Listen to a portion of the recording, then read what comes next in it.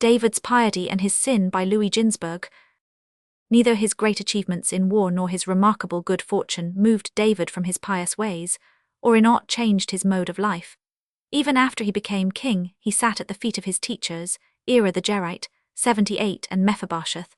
To the latter he always submitted his decisions on religious questions, to make sure that they were in accordance with law. 79. Whatever leisure time his royal duties afforded him, he spent in study and prayer. He contented himself with 60 breaths of sleep. 80. At midnight the strings of his harp, 81, which were made of the gut of the ram sacrificed by Abraham on Mount Moriah, 82, began to vibrate. The sound they emitted awakened David, and he would arise at once to devote himself to the study of the Torah. 83. Besides study, the composition of psalms naturally claimed a goodly portion of his time. Pride filled his heart when he had completed the Psalter, and he exclaimed, "O Lord of the world, is there another creature in the universe who like me proclaims thy praise?" A frog came up to the king and said, "Be not so proud.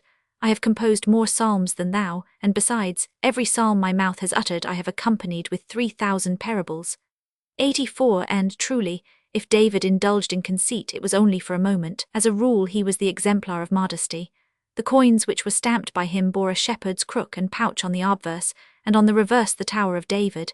85. In other respects, too, his bearing was humble, as though he were still the shepherd and not the king.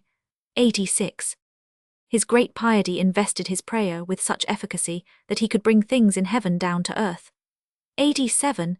It is natural that so godly a king should have used the first respite granted by his wars to carry out his design of erecting a house of worship to God. But in the very night in which David conceived the plan of building the temple, God said to Nathan the prophet, "Hasten to David, I know him to be a man with whom execution follows fast upon the heels of thought, and I should not like him to hire laborers for the temple work, and then, disappointed, complain of me.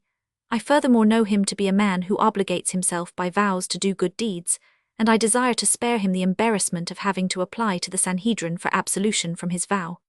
88. When David heard Nathan's message for him, he began to tremble, and he said, "Ah, verily, God hath found me unworthy to erect his sanctuary." But God replied with these words, "Nay, the blood shed by thee I consider as sacrificial blood, but I do not care to have thee build the temple, because then it would be eternal and indestructible." "But that would be excellent," said David, whereupon the reply was vouchsafed him, "I foresee that Israel will commit sins. I shall wreak my wrath upon the temple, and Israel will be saved from annihilation. However, thy good intentions shall receive their due reward. The temple, though it be built by Solomon, shall be called thine." 89. David's thinking and planning were wholly given to what is good and noble. He is one of the few pious men over whom the evil inclination had no power. 90. By nature he was not disposed to commit such evil-doing as his relation to Bathsheba involved. God himself brought him to his crime that he might say to other sinners, "Go to David and learn how to repent." 91. Nor indeed may David be charged with gross murder and adultery. There were extenuating circumstances. In those days it was customary for warriors to give their wives bills of divorce, which were to have validity only if the soldier husbands did not return at the end of the campaign. Uriah having fallen in battle, Bathsheba was a regularly divorced woman. As for the death of her husband, it cannot be laid entirely at David's door, for Uriah had incurred the death penalty by his refusal to take his ease in his own house, according to the king's bidding. 92. Moreover, from the first, Bathsheba had been destined by God for David, but by way of punishment for having lightly promised Uriah the Hittite an Israelitish woman to wife, in return for his aid in unfastening the armor of the prostrate Goliath, the king had to undergo bitter trials before he won her. 93.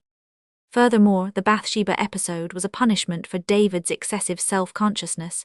He had fairly besought God to lead him into temptation, that he might give proof of his constancy. It came about thus. He once complained to God, "O Lord of the world, why do people say God of Abraham, God of Isaac, God of Jacob, and why not God of David?" The answer came, "Abraham, Isaac, and Jacob were tried by me, but thou hast not yet been proved." David entreated, "Then examine me, O Lord, and try me."